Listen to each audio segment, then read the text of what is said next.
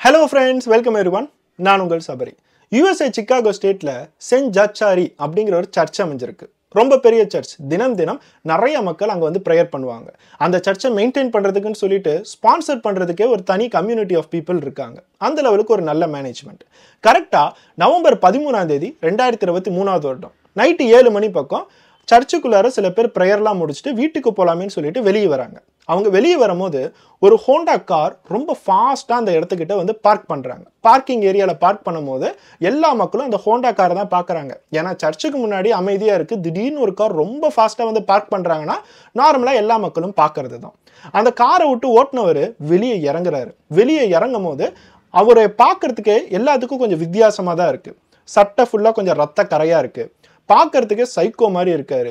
அவரோட கண்ணை பார்த்தாவே அவர் ரொம்ப பயந்து போய் இருக்காருன்னு சொல்லிட்டு நல்லாவே தெரியுது. சுத்தி முத்தி எல்லாத்தையும் பார்க்குறாரு. எல்லாத்தையும் பார்த்தா அவர் பயப்படுறாரு.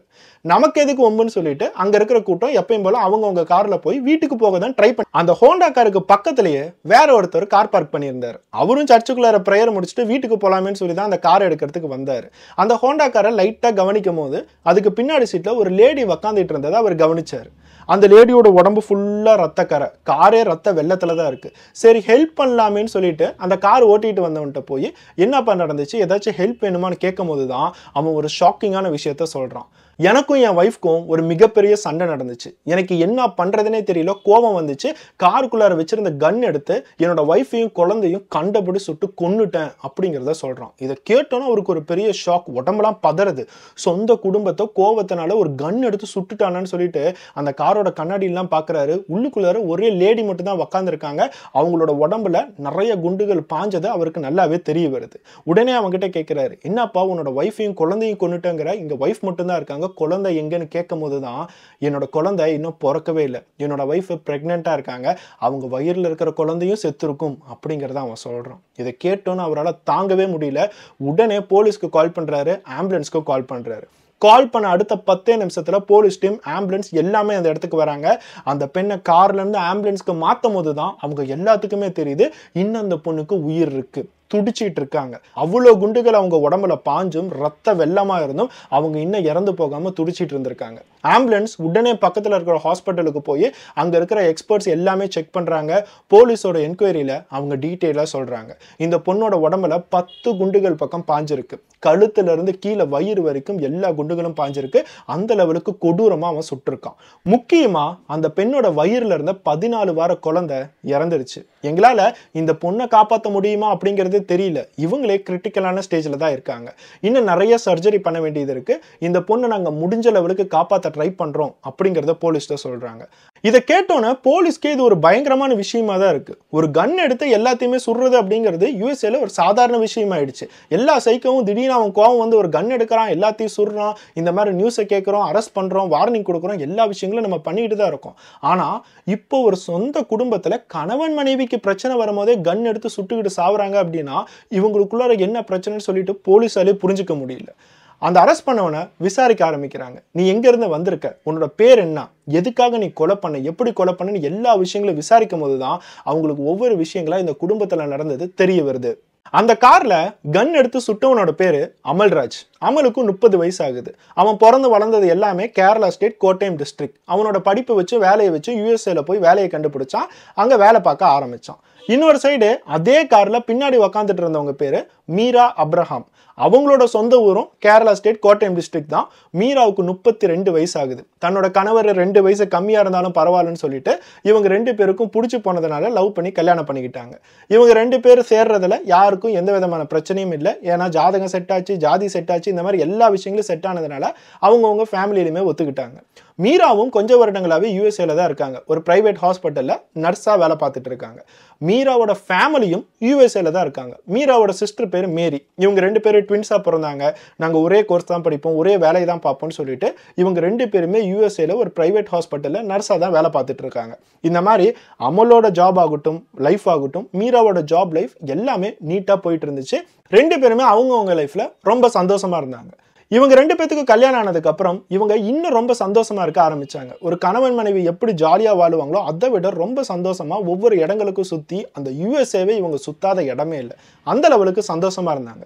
இவங்களோட சந்தோஷத்துக்கு அடையாளமா ஒரு அழகான ஆண் குழந்தையும் பிறந்துச்சு. அந்த குழந்தைக்கு டேவிட்னு சொல்லி பேர் வச்சாங்க. ஒரு குழந்தை பிறக்கும் போது எந்த லெவலுக்கு சந்தோஷமா இருக்கணுமோ அந்த லெவலுக்கு செலிப்ரேட் பண்ணியிருக்காங்க. குழந்தை பிறந்ததை எப்படி செலிப்ரேட் பண்ணாங்களோ குழந்தையை எப்படி வளர்த்துறதுன்னு சொல்லிட்டு அவங்களுக்கு தெரியாம போயிடுச்சு. நம்ம 2 பேருமே வேலைக்கு போறோம் அப்படின்னா குழந்தை எப்படி வளர்த்துறது? யாரோ ஒருத்தவங்க ரிசைன் பண்ணாலும் நம்மளால குடும்பத்தை சமாளிக்க முடியாது. யூஎஸ்ஏல எந்த லெவலுக்கு சம்பளம் வருதோ அதையும் தாண்டி நிறைய ஸ்பெண்டிங்ஸும் இருக்கு. அப்படின்னா நம்ம வேலைக்கு போயே தான் ஆகணும். யாரோ ஒரு பேபி கேர்டேக்கரையும் கொண்டுட்டு வந்து குழந்தைய அவங்க கையில தர முடியாது. அவங்க சேஃபா பாத்துக்குவாங்களான்னு தெரியாது. அதனால கடைசியா இவங்க 2 பேரும் எடுத்த முடிவு என்னன்னா, டேவிட தன்னோட அப்பா அம்மா கிட்ட கேரளாலேயே கொடுத்துடலாம் அப்படிங்கறது முடிவு எடுத்திருக்காங்க. அந்த குழந்தைய தன்னோட தாத்தா பாட்டி கிட்ட வளர விட்டுட்டு இவங்க 2 பேருமே அவங்கவங்க வேலையை பார்த்துட்டு இருந்தாங்க.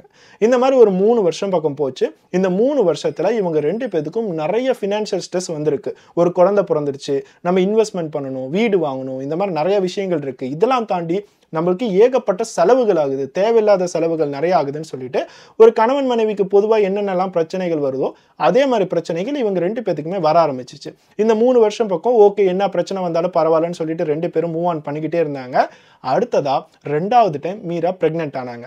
இந்த 3 வருஷத்துல அமல் தன்னோட குடும்பத்தை கேரளால இருந்து யுஎஸ்ஏக்கு கூட்டிட்டு வரணும்னு சொல்லிட்டு எவ்வளவோ கஷ்டப்பட்டார். அவங்க எல்லாருமே யுஎஸ்ஏக்கு வந்தா டேவிடையும் கூட்டிட்டு வருவாங்க, தன்னோட பையன் நம்ம கூடயே வாழுவான்.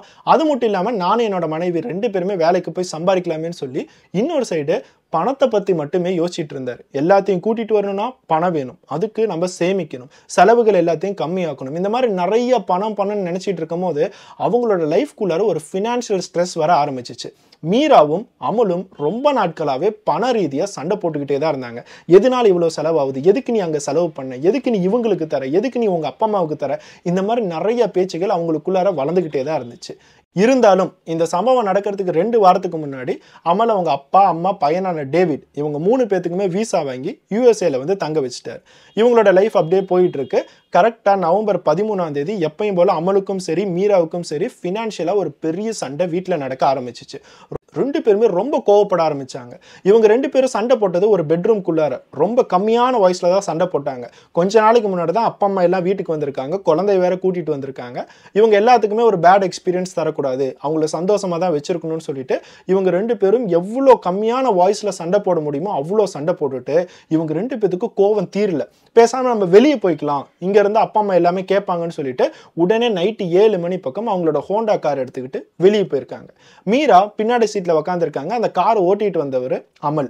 இவங்க 2 பேருக்கும் கார் ஓட்டிட்டு இருக்கும் போது ரொம்ப பெரிய சண்டை. 2 பேரும் கத்துன்னு கத்துறாங்க. இவங்க 2 பேத்துக்கும் அப்படி ஒரு ஃபினான்ஷியல் ஸ்ட்ரெஸ்.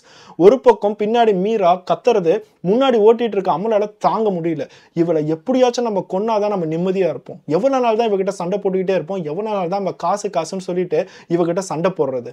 உடனே தன்னோட காரோட டிராவை ஓபன் பண்ணி உள்ளார இருக்க 9mm கன் எடுத்து தன்னோட மனைவியை பார்த்து பல டைம் சொல்றான். அந்த இடத்துல மீராவுக்கு ஒரு பெரிய ஆச்சரியம், இவனோட கையில கன் எப்படி வந்துச்சு அப்படிங்கிறது. அப்போதான் போலீஸ்க்கு முக்கியமான ஒரு விஷயம் புரியுது.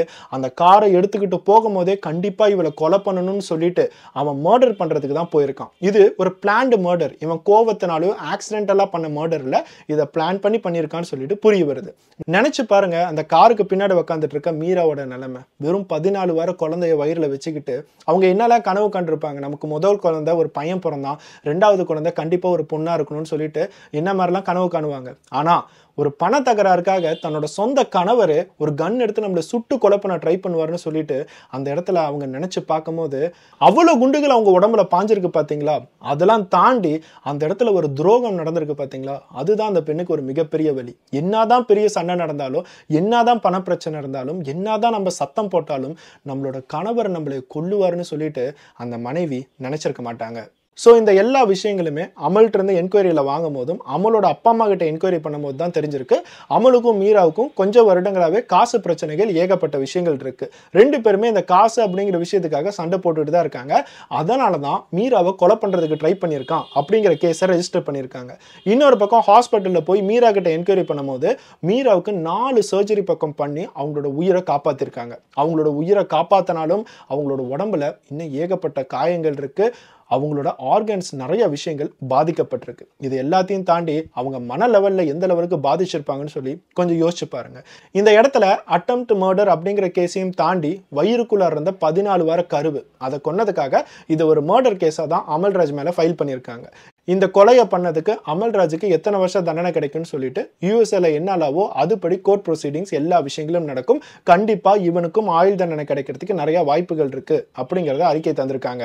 இந்த நியூஸை பார்க்கும் போதாகட்டும், படிக்கும் போதாகட்டும், இல்ல உங்ககிட்ட சொல்லும் போதாகட்டும், அந்த மீரா அப்படிங்கிற பெண்ணை நினைக்கும் போது எனக்கு கண்கலங்க தான் செய்யுது. கண்டிப்பா உங்களுக்கும் கண்கலங்கும்னு நினைக்கிறேன். ஒரு வீட்டில் பணப்பிரச்சனை அப்படிங்கிற இருக்கிறது ஒரு சாதாரணமான விஷயம்தான். எல்லாத்துக்குமே பணப்பிரச்சனை அப்படிங்கிறது இருக்கும். இந்த வீடியோ பார்க்குற எத்தனை ஆண்கள் எப்படியாச்சும் என்னோட குடும்பம் தொலைஞ்சு போயிடக்கூடாதா, எப்படியாச்சும் நான் தனியால் ஆயிடக்கூடாதா, ஒரு குழந்தை, மனைவி, இவங்க எல்லாத்துக்கும் செலவு பண்ணி ஏடிஎம் மிஷின் மாதிரி வாழ்ந்துட்டு இருக்கனே, பணத்தை அப்படியே வாரி இறைச்சிட்டு இருக்கனே, சேவே பண்ண முடியலையே, பணத்தை என்னதான் சேமிக்கலான்னு பார்த்தாலும் செலவுகளை கொண்டுட்டு வராளே அப்படின்னு சொல்லிட்டு தன்னோட மனைவி மேலேயோ தன்னோட குழந்தைங்க மேலேயோ நிறைய கோவங்கள் இருந்துகிட்டே தான் இருக்கும். இந்த மாதிரி நிறைய ஆண்களை நீங்க பார்த்துருப்பீங்க. குடும்பத்துக்குள்ளார எவ்வளவோ சண்டை நடந்திருக்கும். அதே தான் மனைவியும் வேலைக்கு போக ஆரம்பிச்சாங்க அப்படின்னா அவங்களுக்கும் காசு வர்றது எல்லாமே இப்படி போகுது அப்படி போகுதுன்னு சொல்லிட்டு நிறைய பிரச்சனைகள் வரும். வீட்டில் ஒருத்தவங்க மட்டும் சம்பாரிச்சா இந்த மாதிரி பிரச்சனை வருதுன்னு பார்த்தா வீட்டில் கணவன் மனைவி 2 பேரும் சம்பாதிக்கிறவங்களோட வீட்டில் இன்னும் அதிகமாக பிரச்சனை இருக்கு. உனக்கு சம்பளம் வந்துச்சு இல்லை, எதுக்கு உங்கள் அப்பா அம்மா கிட்ட கொடுத்த? நம்மளே இங்கே ஒரு குடும்பத்தில் எவ்வளோ அவஸ்தைப்பட்டு இருக்கோம், நம்ம குழந்தைங்களுக்கு வேணும், நீ பாட்டுக்கு யாருக்கோ தந்துட்டு இருக்க, எதுக்கு நீ அப்படி செலவு பண்ண, எதுக்கு இப்படி செலவு பண்ண, எதுக்கு ட்ரெஸ் எடுத்த, எதுக்கு அதில் நீ இன்வெஸ்ட் பண்ண, நம்மளோட குடும்பத்தில் நீ என்கிட்ட கேட்டுட்டுல எல்லா விஷயங்களும் பண்ணுன்னு சொல்லிட்டு கணவன் மனைவிக்கு இந்த மாதிரியும் காசு ரீதியாக பிரச்சனை வந்துக்கிட்டு தான் இருக்கு. இந்த ஃபினான்ஷியல் ஸ்ட்ரெஸ் அப்படிங்கிற ஆர்டிக்கல்ல நம்ம நிறைய படிக்கும் போது நிறைய ஸ்டாட்டிஸ்டிக்ஸ் என்ன சொல்லுது அப்படின்னா ஆண்கள் தான் இந்த ஃபினான்ஷியல் ஸ்ட்ரெஸ்ல ரொம்ப பாதிக்கப்படுறாங்க அப்படிங்கிறத சொல்லுது. ஒரு பெண் காசு இல்லைனாலும் எப்படி சமாளிக்கலாம், காசை எப்படி நம்ம வர வைக்கலாம், காசை எப்படி சேமிக்கலாம்னு சொல்லிட்டு நிறைய விஷயங்கள் அவங்களுக்கு தோண ஆரம்பிக்கும். புது புது ஐடியாவை அவங்க யோசிப்பாங்க.